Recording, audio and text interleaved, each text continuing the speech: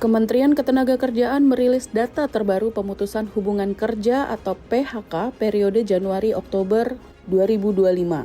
Tercatat, angka PHK pada periode tersebut menembus 70.244 orang.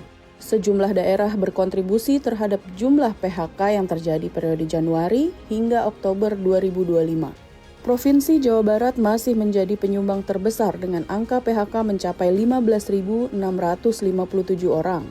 Jawa Barat memang menjadi penyumbang PHK terbanyak dalam beberapa bulan terakhir, seperti pada periode Januari hingga September, Januari hingga Agustus, dan Januari hingga Juli. Sementara itu, kontributor terbanyak PHK periode Januari hingga Juni dan Januari hingga Mei adalah Jawa Tengah.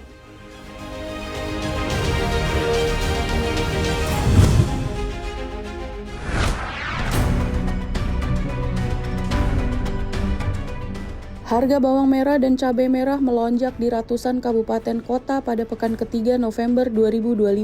Badan Pusat Statistik mencatat, dua komoditas tersebut menjadi penyumbang tekanan harga terbesar karena kenaikan terjadi luas dan sebagian wilayah sudah berada di atas harga acuan pemerintah atau HAP.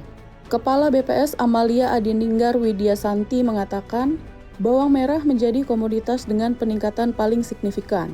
Berdasarkan data pemantauan, sebanyak 196 kabupaten kota mengalami kenaikan indeks perubahan harga bawang merah, meningkat dari 176 wilayah di minggu lalu dan 62 wilayah pada Oktober. Secara nasional, harga bawang merah rata-rata masih sedikit di bawah HAP, yaitu di bawah Rp41.500 per kilogram.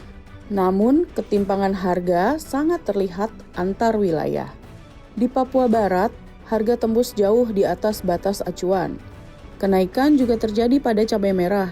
Jumlah daerah yang mencatat kenaikan harga mencapai 173 kabupaten kota atau naik dari 164 minggu lalu dan lebih tinggi dibanding awal bulan sebanyak 136 wilayah.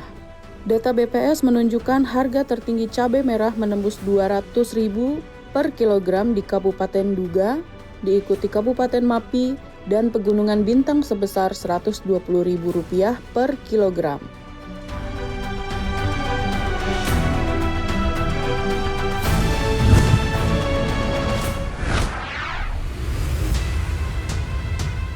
Kementerian Agraria dan Tata Ruang Badan Pertanahan Nasional atau ATR BPN menangani sebanyak 3.260 kasus sengketa konflik hingga kejahatan pertanahan per September 2025.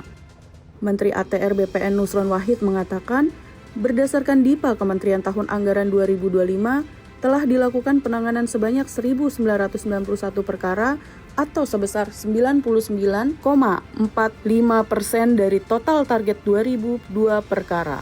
Hal ini termasuk kasus-kasus yang disebabkan oleh mafia tanah.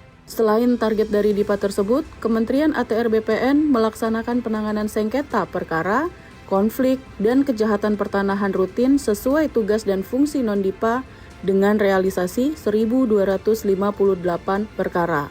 Dengan demikian, secara akumulasi total realisasinya sebanyak 3.260 perkara yang berhasil ditangani atau sebesar 162,84%.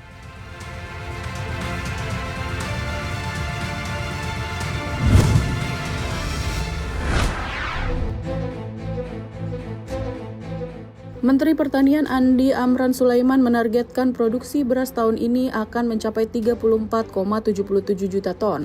Angka tersebut naik dari target sebelumnya yang disampaikan pada September 2025, yakni sebesar 33 juta ton.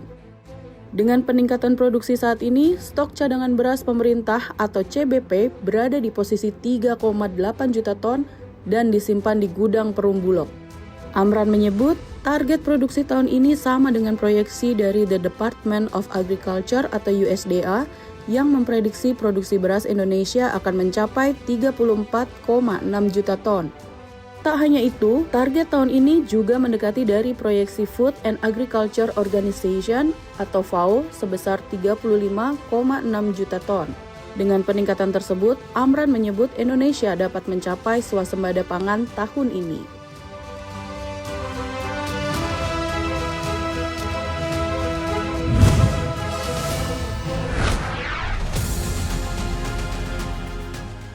Direktur Pelaksana Dana Moneter Internasional IMF Kristalina Georgieva memastikan kondisi perekonomian global kini berjalan lebih baik dari perkiraan awal seiring dengan tercapainya kesepakatan dagang antara Amerika Serikat dan sejumlah partnernya.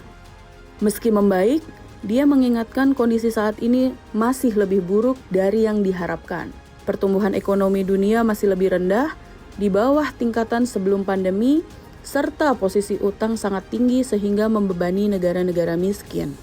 Di sisi lain, ketegangan geopolitik, transformasi teknologi dan demografi, serta seringnya bencana iklim yang parah berkontribusi pada meningkatnya ketidakpastian dan meningkatkan risiko global.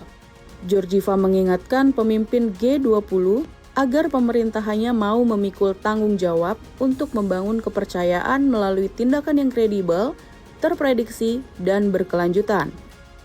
Dia juga menilai pentingnya reformasi struktural untuk memanfaatkan potensi sektor swasta bagi pertumbuhan dan membersihkan regulasi yang mungkin tidak lagi diperlukan oleh sektor real.